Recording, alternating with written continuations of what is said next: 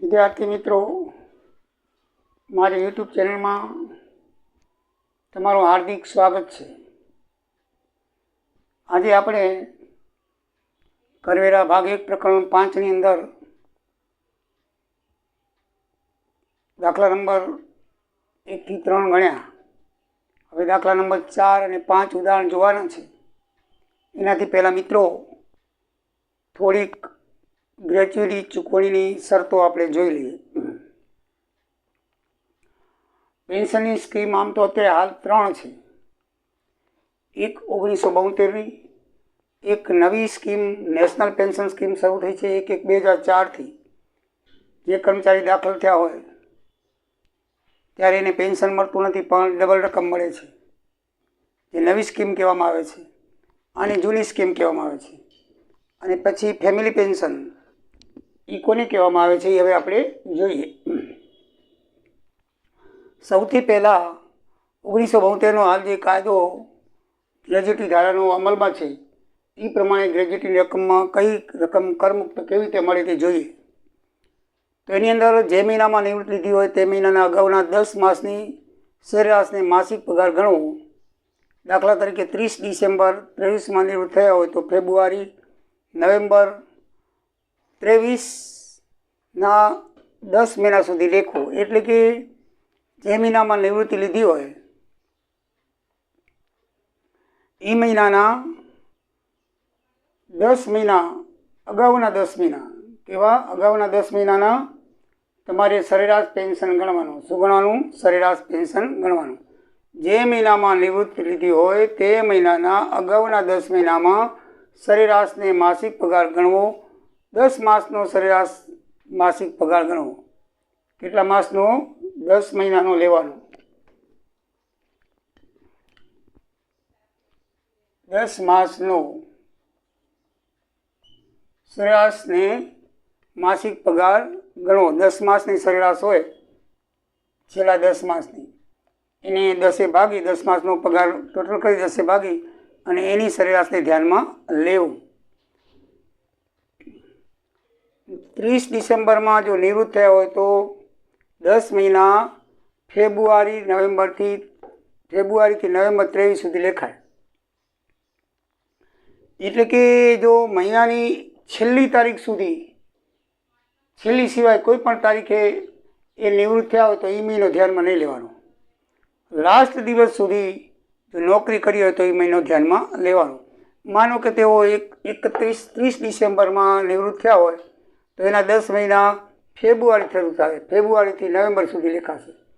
પણ માનો કે 31મી ડિસેમ્બર સુધી, 12 ડિસેમ્બરમાં એની નોકરી કરી, ત્યાં સુધી 31/12 સુધી નોકરી કરી, એમ લખેલું કે 31/12 સુધી, તો એ આખો મહિનો આપણે લેખવાનો. અને એના 10 મહિના માર્ચથી શરૂ થાય, માર્ચથી ડિસેમ્બર સુધી ધ્યાનમાં રાખો. એટલે કહેવાનો મતલબ એ કે છેલ્લી તારીખ ન આપેલી હોય, બાકીની કોઈ તારીખ આપેલી હોય તો એ મહિનો નહીં લેખવાનો, એની અગાઉના 10 મહિના લેખવાના. અને જો 31 તારીખ સુધી એને નોકરી કરી હોય તો એ મહિનો લેખવાનો, એ મહિનો પણ લેખવાનો ને એના આગળના 9 મહિના એટલે ટોટલ 10 મહિના લખવાના. જો છેલ્લી તારીખ ન હોય તો એ મહિનો મૂકીને પછીના 10 મહિના લેખવાના. સમજાઈ ગયું મિત્રો? 10 મહિના કેવી રીતે લેખવાના? કે જે છેલ્લી તારીખ આપી હોય તો એ મહિનો ગણવાનો, 10માં ના આપી હોય તો નહીં ગણવાનો. બરાબર? પછી સરકારી કર્મચારીઓ, સ્થાનિક સ્વરાજ સંસ્થાના કર્મચારીઓ, સુપ્રીમ કે હાઈકોર્ટના ન્યાયાધીશોને મળતું એક સામટું પેન્શન કલમ 10(10) મુજબ સંપૂર્ણપણે કરમુક્ત છે. એક સામટું પેન્શન છે સરકારી કર્મચારી કે હાઈકોર્ટને મળતું હોય તો એ એક સામટું પેન્શન એટલે કોમિટેડ પેન્શન કહેવાય, ભેગું. એ 10(10) મુજબ શું છે? સંપૂર્ણપણે કરમુક્ત છે. જ્યારે બિન સરકારી માટે નીચે મુજબની રીત છે. તો બિન સરકારી માટે શું છે? જો તે કર્મચારીને માલિક તરફથી ગ્રેજ્યુટી મળી હોય તો એક સામટી પેન્શનની 1/3 ભાગ રકમ કરમુક્ત મળે. અને જો માલિક તરફથી ગ્રેજ્યુટી ન મળી હોય તો એક સામટી પેન્શનના 1/3 ભાગ કરમુક્ત મળે. જે સરકારી નથી એને માલિક હોય, એટલે માલિક તરફથી જો એને ગ્રેજ્યુટી મળે તો 1/3 ભાગ કરમુક્ત ગણાય. અને ગ્રેજ્યુટી ન મળી હોય તો બાકીની જે રકમ છે એનો 1/3 ભાગ કરમુક્ત લેખવાનો. હવે એમાં પેન્શન ધારાની 1972 મુજબ જોગવાઈ મુજબ કેવી 3 રીત છે અને પેન્શન ધારાની 1972ની જો અમલમાં ના હોય તો કઈ રીતની લેખવાનું છે. તો આપણે જોઈ ગયા એમ 3 રીત છે. મળેલ રકમ, જે એને ગ્રેજ્યુટી મળેલી રકમ હોય, વધારે 20 લાખ હોય, અને છેલ્લો પગાર ગુણ્યા 15/26 ગુણ્યા નોકરીના વર્ષ. મિત્રો, જો પેન્શન ધારાની 1972ની મુજબ હોય તો સમજી લેવાનું એનો આ ત્રીજી છેલ્લો સ્ટેપ છે ને, એમાં શું કરવાનું, થોડોક ફેરફાર જોઈ લો આ બંનેમાં.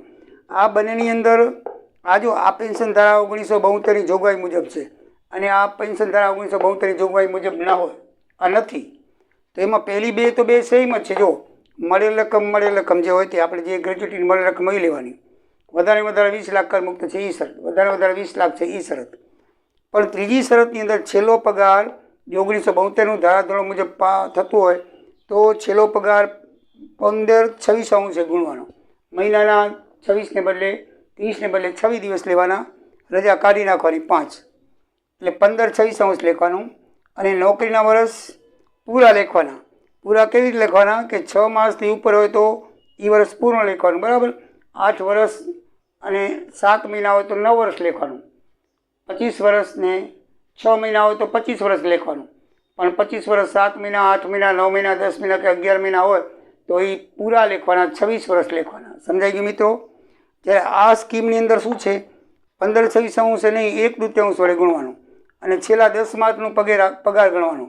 આમાં જો મિત્રો, આમાં આપણને કઈ રીતે ખબર પડે કે આ પેન્શનમાં, દાખલામાં તો લખેલ નહીં હોય કે પેન્શન ધારા 1972 મુજબ ગણવું, કે લખેલો તો વધારે સારું કે પેન્શન ધારા 1972 મુજબ ના ગણવું. તો આપણને કેમ ખબર પડે કે આમાં કયા ધારાનો અમલ કરવાનો? તો મિત્રો, જો છેલ્લો પગાર આપેલો હોય તો સમજી લેવાનું કે પેન્શન ધારા 1972 મુજબ છે. અને છેલ્લો પગાર ન આપેલો હોય અને તમે 10 માસની સરેરાશ આપી હોય તો સમજી લેવાનું કે એ બી પેન્શન ધારા 1972નો નિયમનું પાલન થતું નથી. સમજાઈ ગયું? છેલ્લો પગાર તો તમારે આ સૂત્ર લેવાનું, છેલ્લો પગાર ગુણ્યા 15/26 ગુણ્યા નોકરીના વર્ષ. એની અંદર પાછું શું છે કે 6 મહિના ઉપર હોય તો પૂર્ણ વર્ષ ગણવાનું, જ્યારે આમાં એમ નથી. આમાં 10 માસનો સરેરાશ પગાર આવે, 10 માસનો પગાર ટોટલ મારીને ભાગ્યા 1, એટલે જે પગાર આવે એ સરેરાશ પગાર કહેવાય. અને એમાં આ 15/26ની પણ 1/2 લખવાનું, અડધો મહિનો. અને નોકરીના પૂર્ણ વર્ષ લખવાના, બીજા જે હોય કાઢી નાખવાના. વધારે જો ઉપર જેટલા મહિના હોય તે ધ્યાનમાં લેવાના નહીં, ફક્ત પૂરા વર્ષ જ ધ્યાનમાં લેવાના. આમાં ધ્યાનમાં લેવાના છે. આમાં 6 થી ઉપર હોય તો પૂરું વર્ષ કરવાનું, 25 વર્ષને 8 મહિના હોય તો 26 વર્ષ લેખવાના. આમાં 25 વર્ષને 8 મહિના હોય તો 25 વર્ષ લેખવાના, 8 મહિના કાઢી નાખવાના. એટલે આ બેમાં ફરક શું છે એ તમે બરાબર જોઈ લેજો. એટલે 1972 મુજબ 15/26 ગુણવાના, 1/2 નહીં. અને નોકરીના વર્ષ છે ને એ 6 માસથી ઉપર હોય તો પૂરા કરી લેવાના. એટલે 25 વર્ષ 7 માસ હોય તો 26 લેખવાના. જ્યારે અહીંયા 25 વર્ષ 7 માસ હોય તો 25 લેખવાના, 7 મહિના કાઢી નાખવાના. અને 1/2 વડે ગુણવાના, 15/26 નહીં. બસ આ બે સ્કીમમાં એટલો ફેરફાર છે, બાકી ફેરફાર નથી. એટલે આ પ્રમાણે આપણે ગણતરી કરવાની છે. મિત્રો, સરકારી કર્મચારીને તો બધું ફ્રી મળે છે. આ જે છે ને એ બિન સરકારી કર્મચારી માટે છે.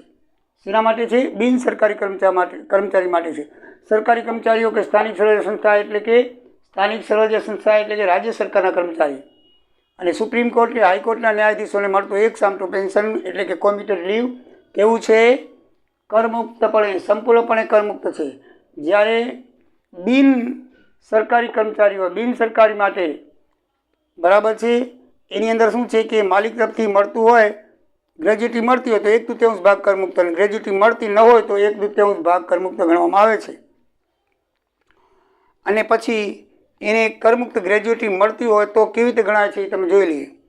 બરાબર છે? એને પેન્શન ધારા 1972 મુજબ આ 3 આપણે દાખલા જોયા, એમાં આ જ લીધું છે. મળેલ રકમ વધારે 20 લાખ. પછી આની અંદર ફેરફાર છે. કોઈક દાખલામાં 15/26 ગુણ્યા નોકરીના વર્ષ 6 મહિનાથી વધારે લેવાના હોય, કોઈક દાખલામાં સરેરાશ પગાર લેવાનો હોય અને 1/2 ગુણવાના હોય અને નોકરીના વર્ષ પૂરા લેવાના હોય, આગળના મહિના કાઢી નાખવાના હોય. તો તમારે ધ્યાનમાં રાખવાનું કે જ્યાં 10 માસનો સરેરાશ પગાર હોય ત્યાં નોકરીના પૂર્ણ વર્ષ લેવાનો, મહિના કાઢી નાખવાના. અને જ્યાં છેલ્લો પગાર આપેલો હોય ત્યાં તમારે 6 મહિનાથી ઉપરના વર્ષને પૂર્ણ વર્ષ ગણીને 15/26 વડે ગુણવાના. સમજાઈ ગયું મિત્રો? પછી બીજી પેન્શન યોજના છે નેશનલ પેન્શન સ્કીમ, 1/1/4થી અમલમાં આવી. અને એના જેવી જ બીજી સ્કીમ 19 1916 અમલમાં આવી. નરેન્દ્ર મોદીએ દાખલ કરી છે. 2014માં નરેન્દ્ર મોદી આવ્યા, એમણે દાખલ કરી છે અટલ પેન્શન યોજના. એ અટલ પેન્શન યોજના એ બિન સરકારી કર્મચારી માટે છે. દાખલા તરીકે સરકારી નોકરીને તો પેન્શન મળે, પણ કોઈક પ્રાઇવેટ કર્મચારીને કે પ્રાઇવેટ માણસને પેન્શન મેળવવું હોય તો શું કરવું? તો એના માટે આ સ્કીમ છે અટલ પેન્શન યોજના. એ 1916 રોજ અમલમાં આવી છે. અને એને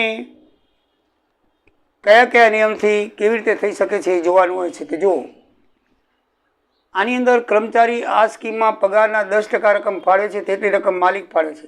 એટલે આની અંદર શું છે, દાખલા તરીકે તમારા પગારમાંથી 3000, તમારા પગારનો 10% પગાર 3000 થતો હોય તો 3000 કર્મચારીના જાય અને 3000 જે માલિક હોય, જે સંસ્થા હોય, કંપની હોય, એ ઉમેરીને તમારા પગારમાં દર મહિને તમારા પગારમાં પ્રોવિડન્ટ ફાળામાં પીએફમાં 6000 જમા થાય.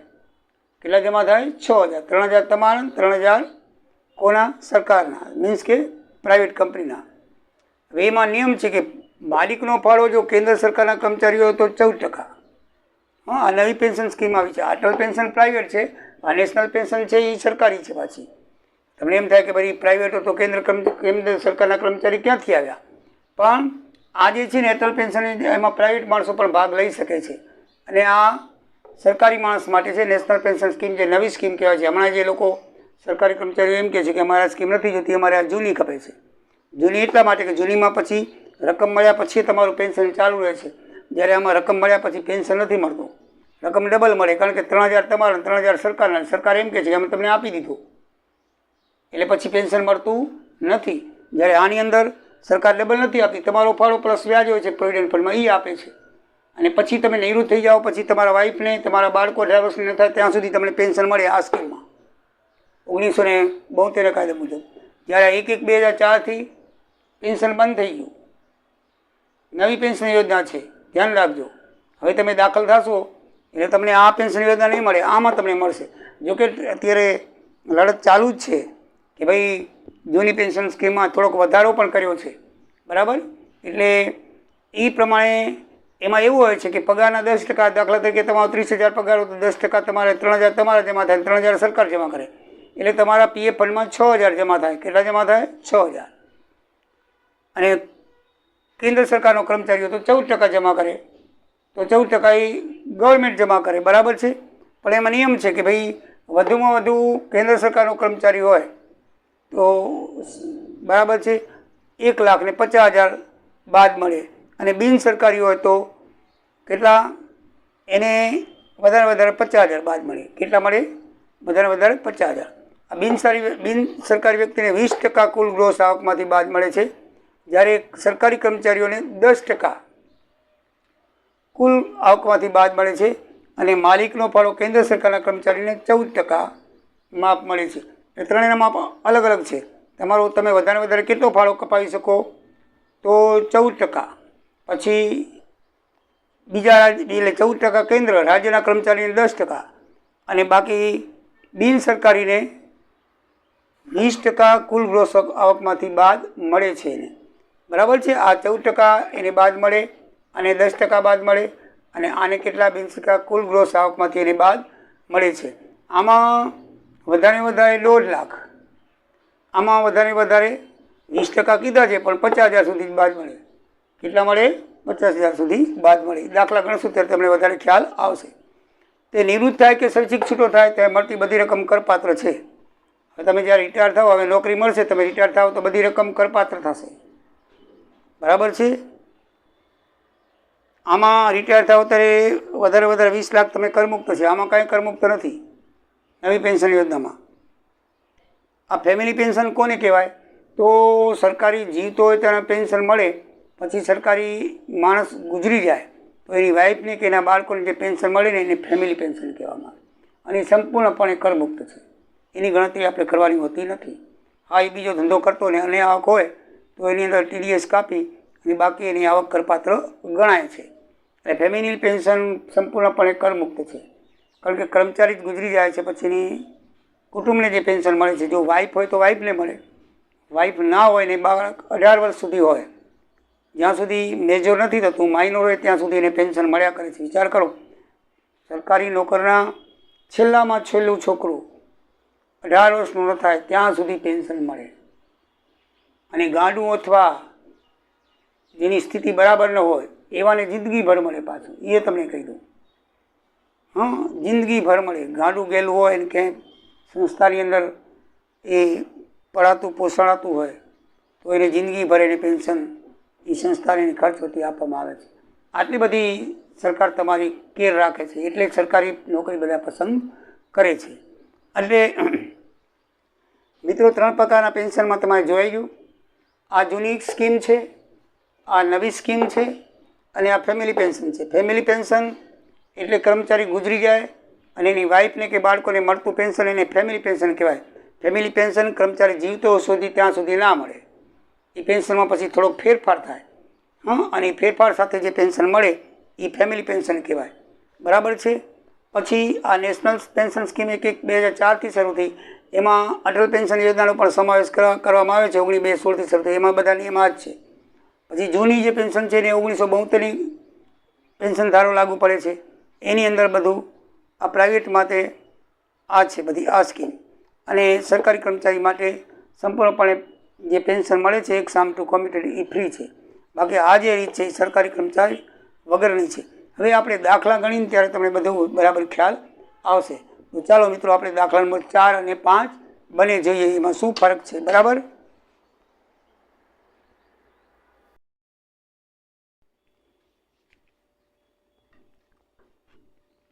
મિત્રો હવે આપણે નિયમ જોયા પછી દાખલાની ગણતરી શરૂ કરી, કારણ કે દાખલાની અંદર નિયમનો ઉપયોગ થશે.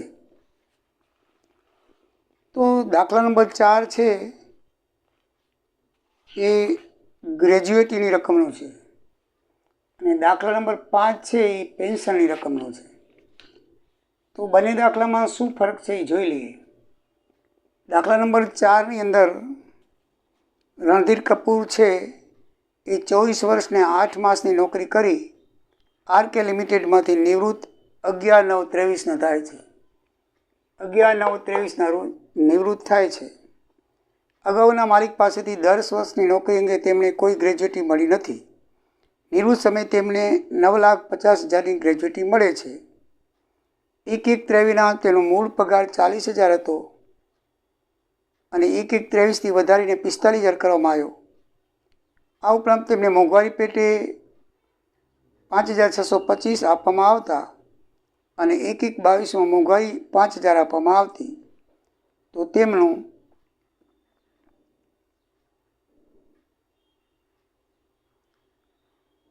તો તેમની કરપાત્ર ગ્રેજ્યુએટી રકમ નક્કી કરો.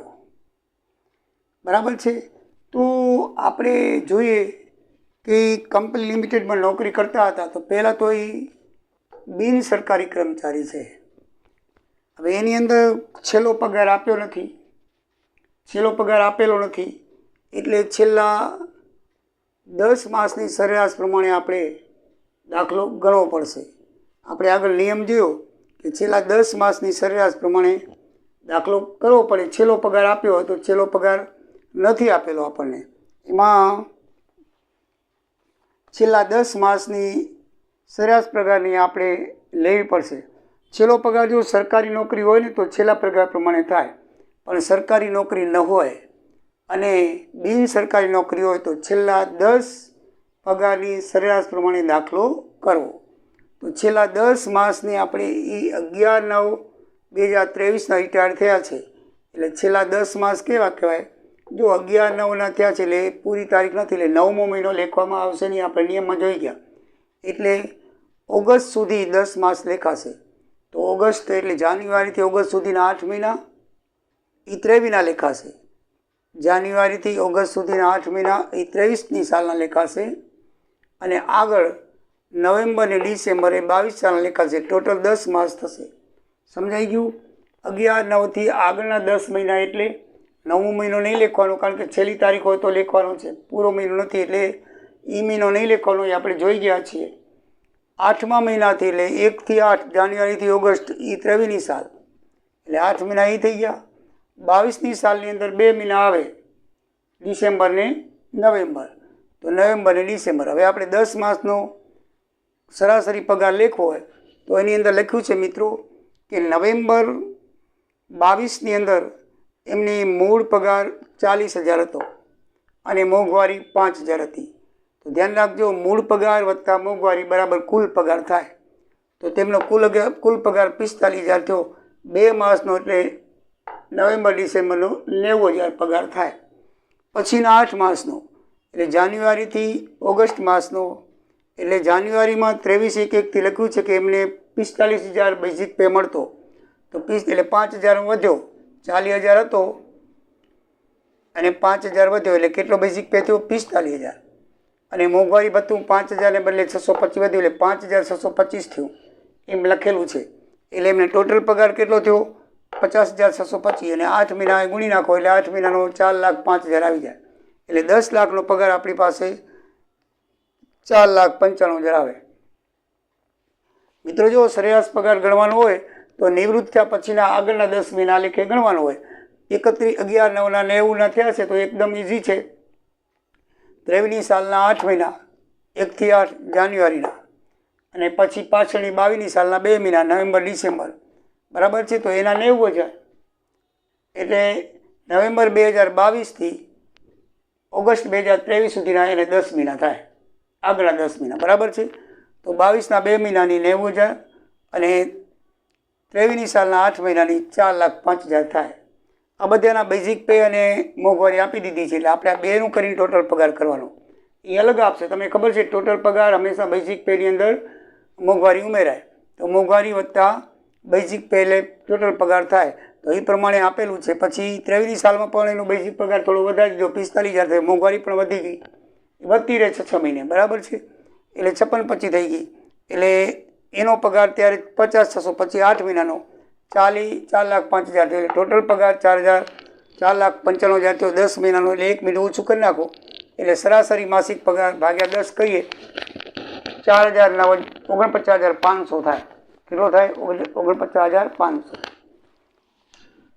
તો મિત્રો આજે આપણે શરત જોઈ હતી તેમાં જો 1972નું પાલન થતું હોય તો આપણને છેલ્લો પગાર આપેલો હોય તો 2 ભાગ હતા. છેલ્લો પગાર આપેલો હોય તો એવી રીતે ગણતરી કરવી, અને સરાસરી પગાર આપેલો તો કેવી રીતે ગણતરી કરવી આપણે જોયેલું છું. છેલ્લો પગાર આપેલો હોય તો આપણે નોકરીના વર્ષને 15-26 વડે ગુણવામાં આવતા, 12-26 વડે ગુણવામાં આવતા, અને પછી વર્ષ જે મહિના હતા 6 મહિના એને ઉપરનું 1 વર્ષ લઈને આપણે કરતા. આગળ મેં જણાવ્યું એમ પૂરું વર્ષ ગણતા. જ્યારે આની અંદર એમ નથી. આની અંદર 1972નું પાલન થતું નથી. કેમ ખબર પડી આપણને? 10 મહિનાના પગારમાં 1900નું પાલન થાય. છેલ્લો પગાર આપ્યો હોય તો પાલન થાય. પાલન થાય તો પહેલી અને છેલ્લી રકમ એ નિયમ એનો રહેશે કે આ રકમની અંદર 3 વર્ષ છેલ્લો જે છે એમાં આ બે તો ગ્રેજ્યુટી મળેલ રકમને વધુમાં વધુ 20 લાખ તો બંનેમાં સેમ રહેશે. પણ જે પૂરા વર્ષની નોકરીની કલમ છે એમાં બંનેમાં ફેરફાર છે. પૂરા વર્ષમાં તમારે શું કરવાનું હોય છે? જો પૂરા વર્ષનો છેલ્લો પગાર આપેલો હોય તો તમારે આમાં 15-26 ગુણી અને 6 મહિનાથી જો ઉપર રકમ હોય તો રાઉન્ડ ફિગરમાં વર્ષ લઈ અને દિવસ ગણવાના હોય છે. જ્યારે સરાસરી પગાર ગણવાનો હોય ત્યારે તમારે 15-26 બદલે 1/2 વડે ગુણવાનો સરાસરી પગારને, અને ઉપરના મહિના કાઢી નાખવાના, નહીં લખવાના. સમજાઈ ગયું? તો આ રીત ધ્યાન રાખજો કે 10 મહિનાનો પગાર જ્યારે સરાસરી લેવાનો હોય ને ત્યારે તમારે 1/2 વડે ગુણવાના, 15-26 વડે નહીં, 12-26 વડે નહીં.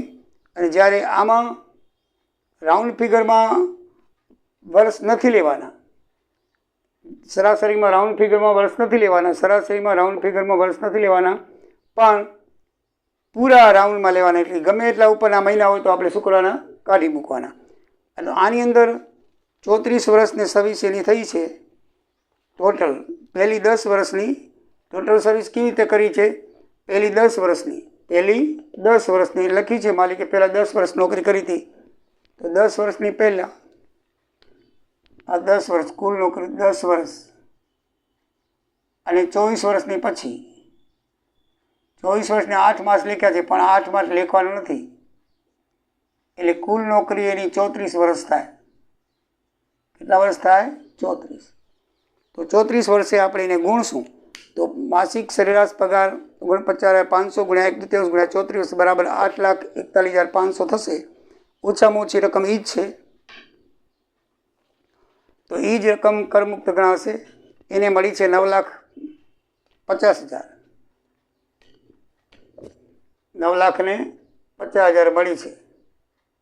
તો 9,50,000ની અંદરથી આ જે કરમુક્ત રકમ છે 8,41,500 બાદ થાય તો બાકીની રકમ 1,08,500 કરપાત્ર રકમ ગણાશે અને પગારની આવકમાં મિત્રો ઉમેરાશે.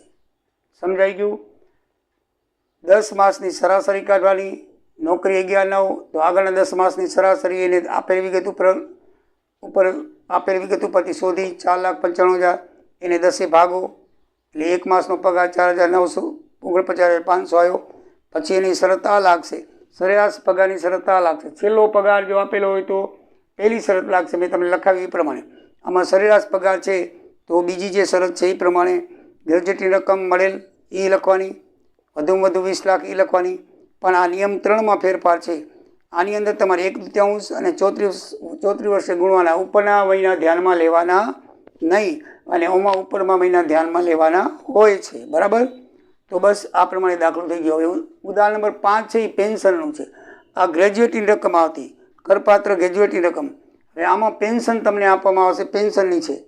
એટલે કઈ રીતે થાય છે તમે જુઓ મિત્રો. શ્રી એવા બિન સરકારી છે તેઓને ગ્રેજ્યુએટની રકમ પણ મળી છે અને કોમ્પ્યુટેડ પેન્શન 1/3 ભાગ એમને કરમુક્ત મળશે. આપણે નિયમ જોયો હતો ને કે ભાઈ 1/3 ભાગ જો એની ગ્રેજ્યુએટની રકમ મળે તો 1/3 ભાગ એને શું મળે? કરમુક્ત મળે. અને ગ્રેજ્યુએટની રકમ ન મળે તો 1/3 કરમુક્ત મળે. તો આને ગ્રેજ્યુએટની રકમ મળી છે એટલે પેન્શનનો 1/3 ભાગ કરમુક્ત મળશે. હવે એમાં લખ્યું છે એ બરાબર ધ્યાનથી વાંચજો કે 31/10/23 રોજ નિયુક્ત થાય છે. ક્યારે થાય છે? 31/10/23 નિવૃત્ત થાય છે.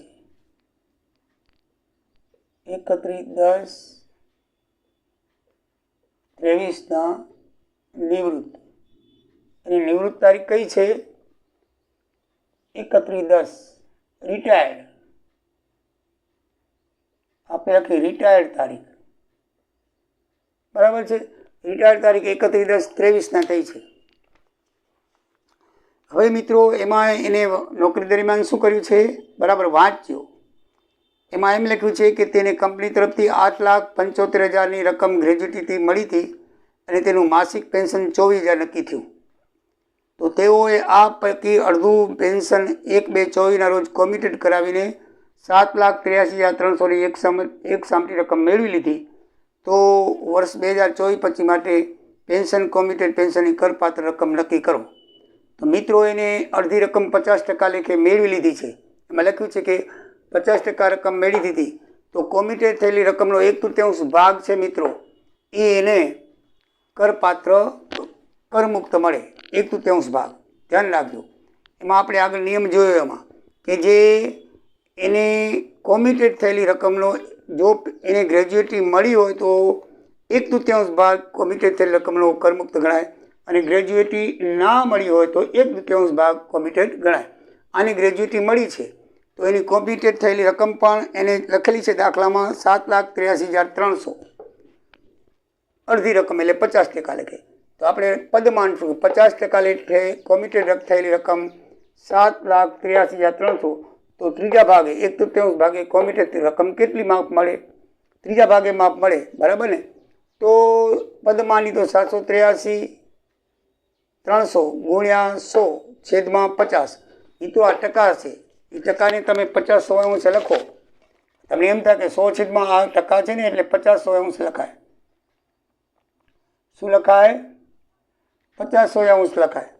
એટલે ઉઠલી જાય એટલે 150 પહેલું પર છે ને એટલે 150 થઈ જાય. હવે આ ત્રીજો ભાગ 100%નો ત્રીજો ભાગ 100 રૂપિયાનો ત્રીજો ભાગ એટલે તમારે 1/3 નથી લખવાના. એટલે 33, 3, 99 એટલે 1/3 ભાગ થાય. આમ આ રીતે 100 રૂપિયાનો ત્રીજો ભાગ કેટલો 33.1 એમ ન લખો હોય તો કંઈ નહીં. આ ત્રીજો ભાગ એટલે 100 રૂપિયાનો લખવાનો. 100 રૂપિયાનો ત્રીજો ભાગ એટલે 100/3. કેટલો થાય? 100/3. અને એ પાછા ટકા છે એટલે એના ટકા 100 એના ટકા નીચે આવશે. ટકા હોય એટલે નીચે 100 કરવા પડે. આમાં કેમ 50 હતા 100 નીચે કરે ઉઠલી ગયા એટલે 150 આવ્યા. એમાં આના ટકા આ ટકા છે 100/3 બરાબર. 100/3 લેખે તો એને નીચે 100 કરવા પડે. 1/3 આ 1/3 ભાગ છે એટલે 100નો ત્રીજો ભાગ. 100નો ત્રીજો ભાગ આટલા ટકા લેખે 100/3.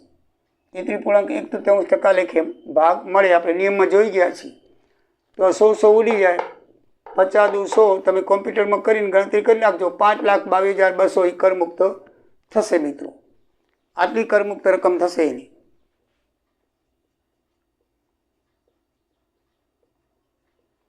હજી તમને કહી દઉં કે કોઈ પણ બિન સરકારી કર્મચારીને જો કોમિટેડ મળે તો તેને કોમિટેડ પેન્શનનો ત્રીજો ભાગ કરમુક્ત મળે. અને જો કોમિટેડ ન મળે મીન્સ કે ગ્રેજ્યુટી ન મળે, એની ગ્રેજ્યુટી મળે તો ત્રીજો ભાગ કરમુક્ત કોમિટેડ પેન્શનનો, અને ગ્રેજ્યુટી ના મળે તો બીજો ભાગ અડધો ભાગ. કેટલો ભાગ? અડધો ભાગ કરપાત્ર છે.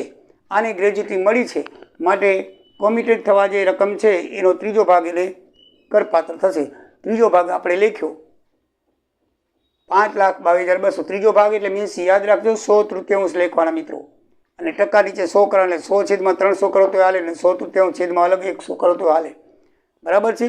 અને એને અડધી રકમ કરાવી છે એટલે 50% લખે. એટલે 50% લખે આટલી રકમ તો ત્રીજા ભાગે કેટલી? 100/3 કેટલી? કારણ કે એટલો ભાગ એને કરમુક્ત મળે છે તો 5,22,000 આવ્યા. તો કરપાત્ર કોમ્પ્યુટેડ કેટલું થયું? એને રકમ મળી છે 7,83,300. તો એને કરપાત્ર કરમુક્ત તો આટલી છે એટલે 2,61,000 છે એ કરપાત્ર બનશે. બરાબર. કેટલી બનશે? આ બનશે 2 લાખ. આ એની કરપાત્ર રકમ આવશે. આ કરપાત્ર રકમ અને આ છે કરમુક્ત રકમ. સમજાઈ ગયું મિત્રો? કે મળેલ ગ્રેજ્યુએટીમાંથી એને એ કોમિટેડ કરાયેલું છે, દાખલામાં લખેલું છે, મળેલ કોમિટેડમાંથી 1/3 ભાગ એને શું મળે? કરમુક્ત મળે. તો 1/3 ભાગ એટલે 5,22,200 એને મળેલ રકમ 7,83,000માંથી બાદ કરી તો કરપાત્ર 2,61,000 રહેશે. હવે આની અંદર પાછું પછી પાછલા વર્ષ દરમિયાન પેન્શનની આવક ગ્રોસ પગારમાં સમાવેશ કરવો પડે. આ એક જવાબ આવ્યો. હવે પાછલા વર્ષની પેન્શનની આવક, પાછલા વર્ષ એ રિટાયર ક્યારે થયા છે? 31/10. તો 31/10 રિટાયર થયા છે તો પેન્શન ક્યાંથી શરૂ થશે? 1/11થી. બરાબર છે. તો 1/11/23 થી 31/1/24 3 મહિનાનું એ 100% દરે માપ મળશે. અને 1/2 થી એને જો એને અંદર રકમ લખેલી છે કે કેટલું માપ મળે. અનકોમિટેડ પેન્શન હંમેશા 50% માપ મળે અને કોમિટેડ પેન્શન હંમેશા 100% માપ મળે. તો એને પેન્શન ક્યારથી મળે? જો આમાં ગ્રેજ્યુએટી આવતી હતી, આમાં પેન્શન ક્યાંય આવતું નથી.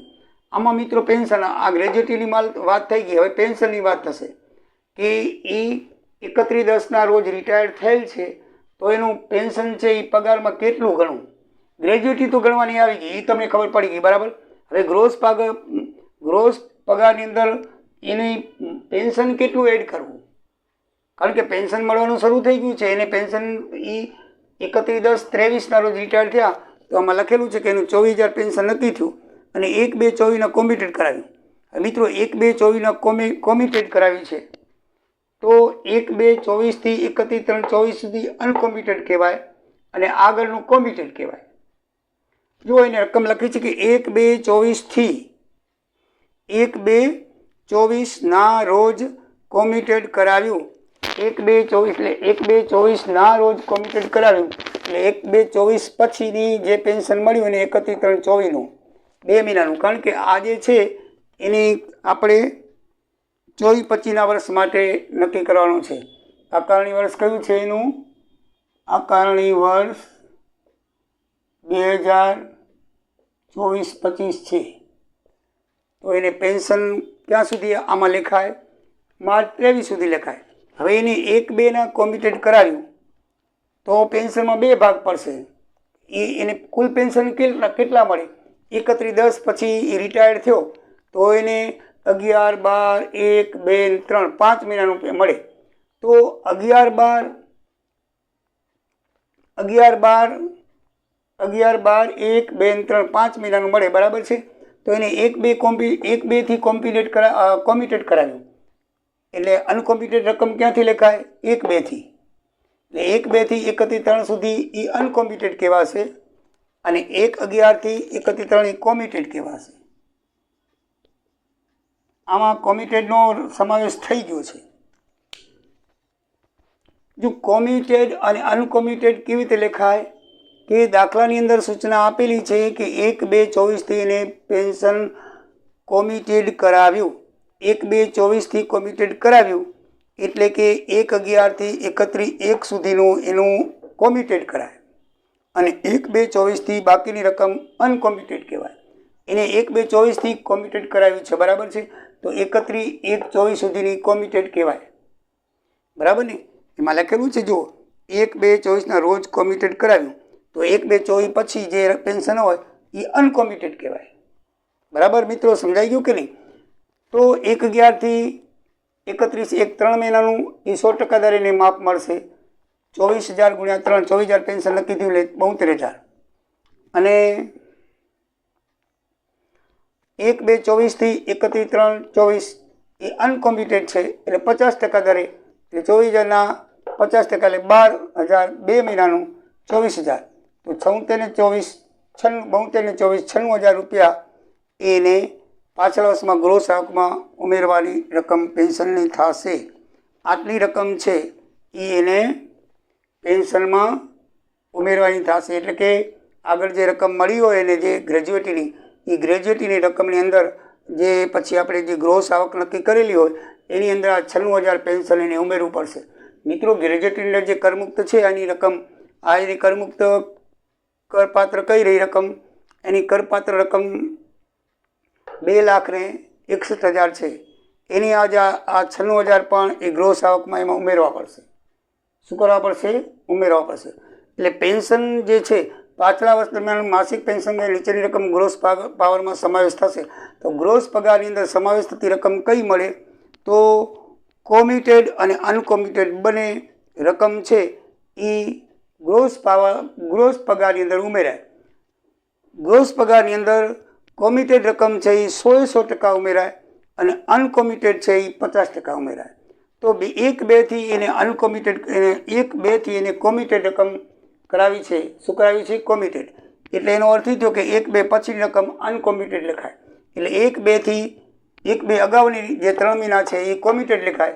એ 100% એને ગ્રોસ પગારની અંદર ઉમેરાય. જ્યારે 1, 2, 24 થી એને કોમ્પ્યુટેડ કરાવી દીધી એટલે બાકીની અનકોમ્પ્યુટેડ કહેવાય. એટલે 1, 2, 24 થી 31, 3 અનકોમ્પ્યુટેડ રકમ છે એ 50% દરે પગારની અંદર ઉમેરો થશે. 96,000 રૂપિયા એમાં ઉમેરવામાં આવશે. હજી મિત્રો આપણે બરાબર સમજી લઈએ. આ દાખલો પેન્શનનો છે, આ દાખલો ગ્રેજ્યુએટીનો છે. એટલે આમાં ગ્રેજ્યુએટીને લગતા નિયમ આવે, આમાં પેન્શનને લગતા નિયમ આવે. આની અંદર પેન્શન જ્યારે આપેલું હોય ત્યારે 2 શરત છે કે જો એને ગ્રેજ્યુએટી લીધી હોય તો 3જો ભાગ કરમુક્ત અને ગ્રેજ્યુએટી ના લીધી હોય તો અડધો ભાગ કરમુક્ત. આ યાદ રાખજો. આમાં એને ગ્રેજ્યુએટી લીધી છે 7,83,300 તો એનો 3જો ભાગ 5,22,200 કરમુક્ત થશે. પછી એમાં જે પેન્શન રિટાયર થયા પછી પેન્શન છે એ રકમ કેટલી કરમુક્ત અને કરપાત્ર થાય? તો રિટાયર થયા પછી જે કોમ્પ્યુટેડ પેન્શન છે અને અનકોમ્પ્યુટેડ પેન્શન છે એ કોમ્પ્યુટેડ પેન્શન 100% કરપાત્ર અને અનકોમ્પ્યુટેડ પેન્શન 50% કરપાત્ર. હવે એ નક્કી કેમ કરવું કે કયું કોમ્પ્યુટેડ ને કયું અનકોમ્પ્યુટેડ? તો દાખલામાં તારીખ લખેલી છે. આમાં દાખલામાં તારીખ લખેલી છે કે 1, 2 એને અનકોમ્પ્યુટેડ કરાવ્યું, કોમ્પ્યુટેડ કરાવ્યું. 1, 2 એને કોમ્પ્યુટેડ કરાવ્યું પેન્શન એટલે કે આપી દીધું 1, 2 અને એને લઈ લીધા પૈસા. આ લીધા 7,83,000 કોમ્પ્યુટેડ કરાવ્યું એટલે કે કોમ્પ્યુટેડ કરાવવું એટલે એક સાથે લઈ લેવું અને અનકોમ્પ્યુટેડ એટલે કે એને મહિને લેવું. આ રકમ છે એ મહિને લીધેલી છે અને આ રકમ છે ને એક સાથે લઈ લીધેલી છે. એક બે રિટાયર થયો હોય એનાથી પહેલાં બધી 1-2થી કરીને બધી રકમ કોમિટેડ કરી અને એને લઈ લીધેલી છે, બરાબર છે. તો હવે કોમિટેડ પેન્શન એ અનકોમ્પ્યુટેડ પેન્શન કેવી રીતે આવશે? તો 1/2/24ના એ પેન્શન એને શું કરાવ્યું છે? કોમિટેડ કરાવ્યું છે. એટલે 1/2/24 પહેલાંનું જે છે એ કોમિટેડ લેખાય અને 1/2/24 પછીનું જે છે એ અનકોમિટેડ લેખાય. તો રિટાયર્ડ ભાઈ થયા છે 31/10ના, તો 11, 12 અને 1 એ 3 મહિનાનું કોમિટેડ થશે અને પછી 2 અને 3 એ 2 મહિનાનું અનકોમિટેડ થશે. સમજાઈ ગયું? આ 1/2/24 પછીની રકમ 1/2ના કરાવ્યું છે, એટલે 1/2ના કરાવ્યું છે ને એટલે આગળના જે છે ને એ કોમિટેડ કહેવાય અને 1/2 પછી એ અનકોમિટેડ કહેવાય. એટલે 1/2ના કરાવ્યું એટલે બીજો મહિનો લેખાય, ત્રીજો મહિનો અનકોમિટેડમાં આવશે અને પહેલો 12મો અને 11મો મહિનો એ કોમિટેડમાં આવશે. તો કોમિટેડમાં આવેલું 100% દરે કરપાત્ર અને અનકોમિટેડમાં આવેલું 50% કરપાત્ર થાય, બરાબર છે. તો આનું 100% દરે પેન્શન 24,000 ગુણ્યા 3 72,000 પેન્શન પૂરેપૂરું કરપાત્ર. પછી 2 માસનું અનકોમ્પ્યુટેડ છે એટલે 50% દરે કરપાત્ર, 12,000 ગુણ્યા 2 24,000, ટોટલ 96,000 એનું પેન્શન છે એ ગ્રોસ પાવરની અંદર ઉમેરવામાં આવશે. તો મિત્રો તમને બરાબર સમજણ પડી ગઈ હશે. ના સમજણ પડી હોય તો બીજી વખત સમજાવી દઉં, કાંઈ નથી.